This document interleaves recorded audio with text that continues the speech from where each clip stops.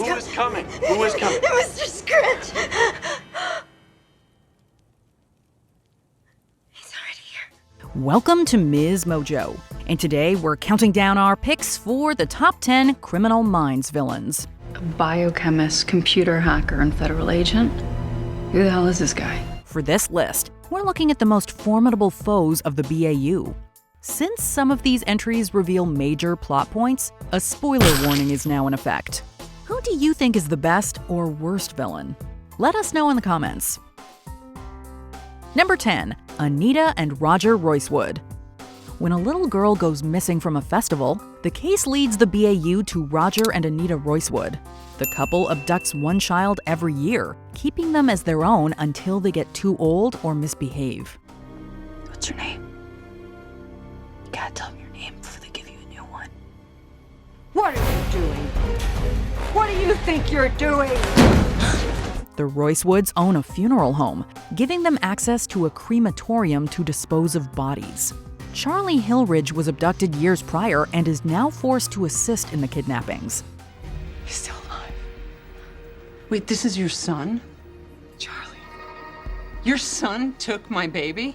Criminal Minds usually dives into the psychology of its unsubs, explaining what traumas led them to commit such crimes. However, the Roycewoods remain enigmatic to the end, the mystery behind their heinous acts dying with them. She can't hurt us anymore. Number 9. Adam Rain. Horror fans are used to seeing, or rather hearing, Brad Dourif as Chucky the Killer Doll. But this role is quite different. Please just let me go. How can I let you go? We haven't even started. Adam Rain suffers a major head injury from a car accident that puts him into a coma. When he wakes up, he thinks he's a kid again. Eeny, meeny, miny, mo. Catch a tiger by the toe. If he hollers, let him go. Eeny, meeny, miny, mo.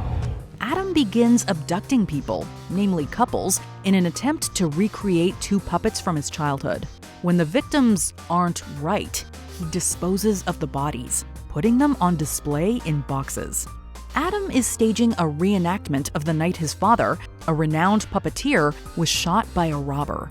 He hopes that the puppets can save him this time.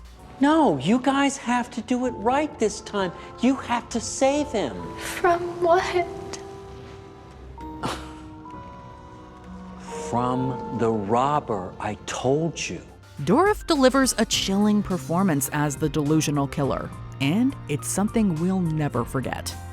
Number 8. Jason Clark Battle. Garcia's unauthorized tagging of unsolved cases leads the perpetrator to think the FBI is onto him. He meets her at a coffee shop, introducing himself as James Colby Baylor. Maybe I could take you to lunch sometime. Sure, okay, why not? Here's my car.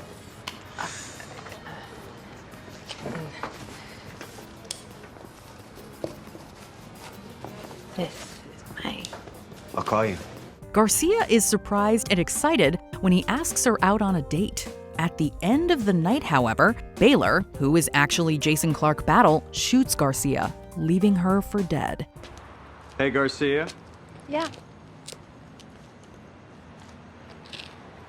I've been thinking about doing this all night.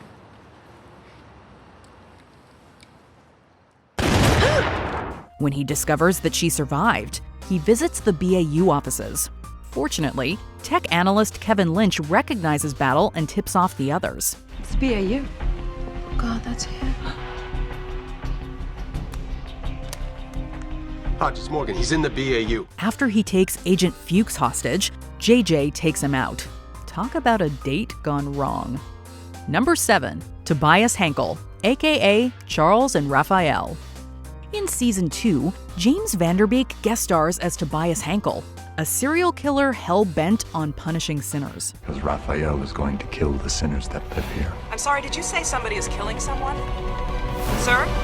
Hello? It's revealed that Henkel suffers from dissociative identity disorder, and his two other identities include his deceased father Charles and an angel named Raphael.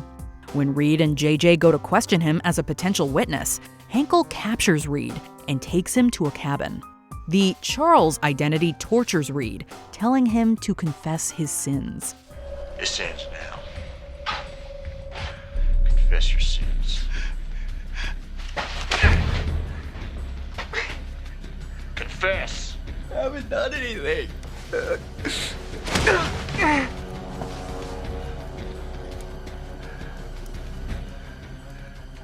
help me. He can't help you, he's weak. Confess! Having endured his father's wrath all his life, Tobias drugs Reed with Dilaudid to ease the pain. It helps. Don't tell my father. He doesn't know they're here. Please, I don't want it. I don't want it. Please. Trust me. I know. Please don't. This traumatic encounter leaves a lasting effect on Reed, making Henkel one of the BAU's most memorable unsubs. Number 6. Floyd Phelan Farrell. The BAU has dealt with a number of cannibals, but Floyd Phelan Farrell is the most memorable. He appears in Season 3 when the team investigates a particularly gruesome murder in Bridgewater, Florida. The body of a young woman is found with a pentagram carved into her chest. She's missing appendages, and the contents of her stomach are disturbing. Fingers are a message. What the hell's the message? She's not my first. Upon arresting Floyd, they discover his satanic paraphernalia and human recipe book. Floyd, these are some pretty unusual recipes you got here. You try them all? Floyd is back on the team's radar in Season 13 when a false confession almost leads to his release. Thankfully, the BAU finds proof to keep him locked up. Oh, did I neglect to say the warrant isn't to search a location? It's for an X-ray of Floyd Phelan Farrell's digestive tract. You see, we're gonna find Rebecca's other 5 fingers in your stomach, Floyd. No! I'll kill you! No! Number 5. Billy Flynn, aka the Prince of Darkness. From Pennywise to Dr. Frankenfurter, Tim Curry always makes the perfect villain. The actor has a 2-episode arc as Billy Flynn, a psychopath with a penchant for killing at night. The dark is his signature. It's a habit, and we'll find that he's always killed this way. This earned him the moniker the Prince of Darkness. Hello there. In addition to striking at night, Flynn's discolored teeth and drug use are based on real serial killer Richard Ramirez, aka the Night Stalker. Flynn takes advantage of California's rolling blackouts during a heat wave, targeting homes without power. The team discovers this prolific serial killer has over 200 victims spanning decades. I have scoured and searched, and you were totally right. This unsub has been doing it forever. There's nowhere he hasn't been in the last 26 years, honestly. Every single state. Number 4. John Curtis, aka the Replicator. In Season 8, the team is taunted by the Replicator, an unsub copying murders from past cases. They realize this person must be on the inside, given the access he'd need to read their case files. His first copycat crime coincides with Blake's arrival to the BAU, a clue that helps the team deduce his true identity. The Replicator's first case was the same as mine. Remember the sadist who made Ridgway look tame? In Seattle, so it wasn't the silencer. Do you think it's a coincidence he started all of this when I joined the team? The legendary Mark Hamill plays John Curtis, a brilliant yet narcissistic FBI agent. When the wrong suspect was apprehended in the Amerithrax case, Curtis was demoted along with others. Aaron Strauss and the Bureau discarded us. We were the forgotten ones. They forgot you. I did all right. But they'll remember me now. Blaming her for his downfall, Curtis drugs BAU Section Chief Aaron Strauss and leaves her to die a slow death. You really think your team is going to save you? Fortunately, the team rescues Blake before she meets the same fate. Number 3. Peter Lewis, aka Mr. Scratch. Easily one of the show's most disturbing unsubs, Peter Lewis concocts a hallucinogen that allows him to hypnotize people into committing violent crimes. Murder suspects in different states believe they saw a shadow monster at the time of the murders. A shadow monster. Yeah. With talons for hands. I know how it sounds. All of them describe it as a dark figure with talons, calling him Mr. Scratch. After Lewis hacks into the BAU database, the team uncovers his identity and motive. As foster children, the victims testified against Lewis's father, falsely accusing him of abuse. He was not in the foster care system. He had two very biological parents, and they ran the foster home until it... Oh, dear. Looks like we found Mr. Scratch. So one of the boys in the house said Peter's dad would dress up as the devil, then the other kids would follow suit. This led to his incarceration and death. Scratch escapes custody and becomes a significant antagonist in the series. I will make sure you fry for this. Will you? Well, maybe you should take a look at yourself first. Because from where I'm standing, you won't be doing much of anything for the rest of your life. He goes on to torment the entire team until his death in season 13. Number 2, Frank Breitkopf. In season 2, the team travels to Golconda, Nevada to investigate a string of murders. The unsub is Frank Breitkopf, a sexual sadist who travels around the country killing women. I thought I'd seen the very worst of what humanity had to offer till you. Can I ask you something? Please. Do you think me insane? Frank keeps returning to Golconda because he's infatuated with Jane, a woman he almost killed in 1977. After Frank abducts a school bus full of children, Gideon allows him to escape with Jane in exchange for the bus's location. Frank returns in the season finale and murders Gideon's girlfriend, Sarah. He butchered her heart. He then finds 2 would-be victims from previous BAU cases, killing one and hiding the other. When he and Jane reunite, they jump to their deaths. Come with me now. It doesn't have to end here.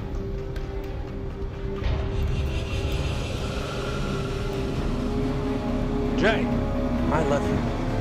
I love you too. Jane! Jane! Jane! Scarred by Sarah's death, Gideon leaves the BAU for good. Before we unveil our top pick, here are some honorable mentions. Ian Doyle.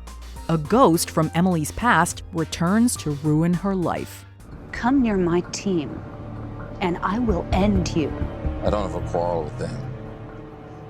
How long that remains the case depends entirely on you. They're innocent. You are not. I was doing my job. I think you did a little more than that. You took the only thing that mattered to me. So I'm going to take the only thing that matters to you. Your life. Henry Grace, aka Professor Rothschild. An unsub goes head-to-head with Rossi for arresting his serial killer brother. The man you called the face of pure evil. My brother.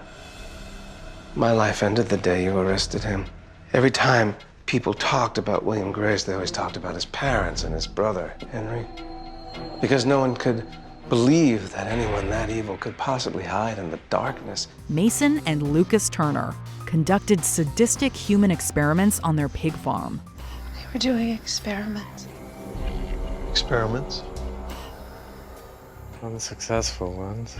He tried to fix himself. Would it be better if it was all for nothing?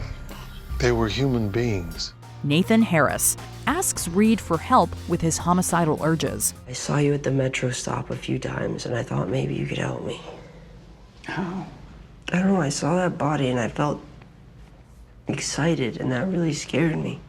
Is it possible that you actually killed those prostitutes, but you just don't want to admit it to yourself? Kat Adams, the hit woman out to destroy Reed.